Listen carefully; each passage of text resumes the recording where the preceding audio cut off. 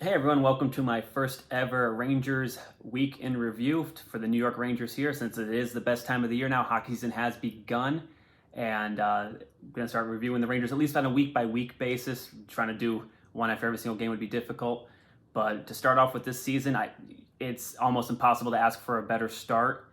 It was interesting off season. The fact that they got Trocheck, we knew that was coming, but then during training camps, VC earned his way back onto the team. Good for him. Kravtsov is finally on his way here and has now been playing. And Sammy Blais came back against Anaheim the other day.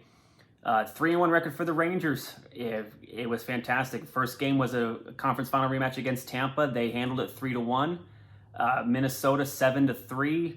Their one loss against Winnipeg 4-1. That could have been because they were a bit tired from traveling from Minnesota and playing the night before to Winnipeg. And then Anaheim 6-4 final. The games look good. Offense has been incredible. I mean, when you're averaging close to 5 goals a game here, I'm trying to think here: 7-3, 10, 4-6, 10, 20, 25, but 4. Hey, 5. Hey, I passed 6th grade math, everyone. I promise you. On top of that, though, notable performances. Mika's up to 4 goals already.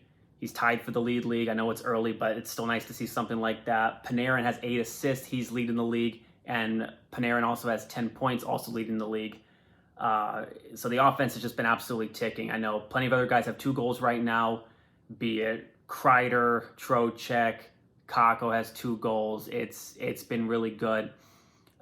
Defensively, it's been interesting. The defense seems to have taken steps back each game, and I can't explain why. It's just they're not seem to be support Shesterkin or Halak there when they played. It's something that just needs to be fixed, because when you're talking like, okay, sure, you're putting up 7, 4, 6 goals, but at one point in the Anaheim game, they took a quick 2-0 lead. Anaheim ties it 2-2 at that point. Then they jump ahead in goals again, and Anaheim still makes it a 6-4 final. And some of those goals could be against the goalie. I know Shesterkin could have had a few there, but also at the same time, the defense also needs to help him out.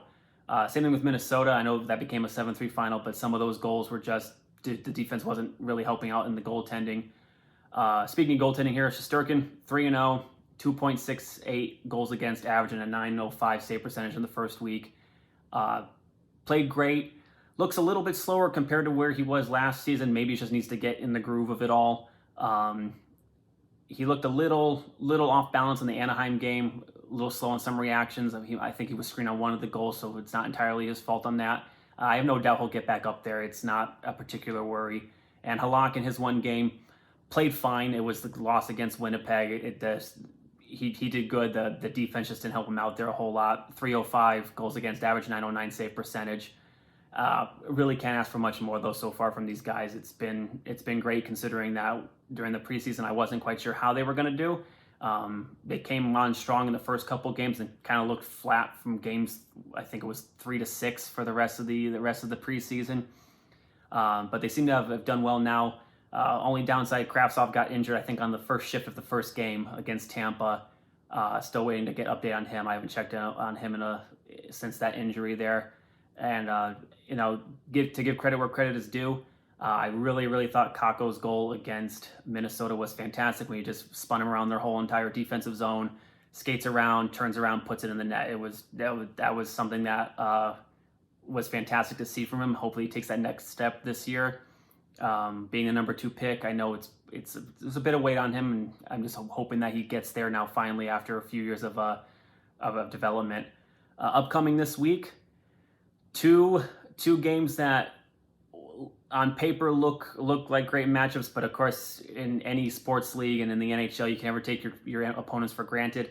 San Jose coming to the Garden on Thursday. Right now they are currently 0-4 to start, and they're playing the Islanders before the Ranger game on Thursday, so they could very well be 0-5. So no doubt the Sharks are going to be hungry for their first win, especially if they don't beat the Islanders here tonight. So it's definitely a matter of be careful, because it's an opponent who has nothing to lose at this rate with such a bad start to the season. After that, on Sunday is Columbus, who also has not had a good start, 0-3 so far. Could also be 0-5 by the time they play the Rangers on Sunday. So 2 teams that, for all we know, could be in desperation mode already this early into the season. I know both teams probably aren't expecting much of themselves to where they need to be at, but it's still something you just have to watch out for. Uh, that game is also at home. They're finishing up a homestand still that will finish up on Tuesday. It will be against Colorado, who will be certainly a challenge, defending Stanley Cup champions. Return of Alexander Georgiev to the Garden. It'll be fun to look at that. Then I think after that, they're back on the road. But that's the weekend review so far. Week 1 down of the 2022-2023 season. Hoping for a lot of good stuff to happen this year. I think they have a solid chance of going far, but we'd have to wait and see. But thanks for watching, everyone. Catch you next week.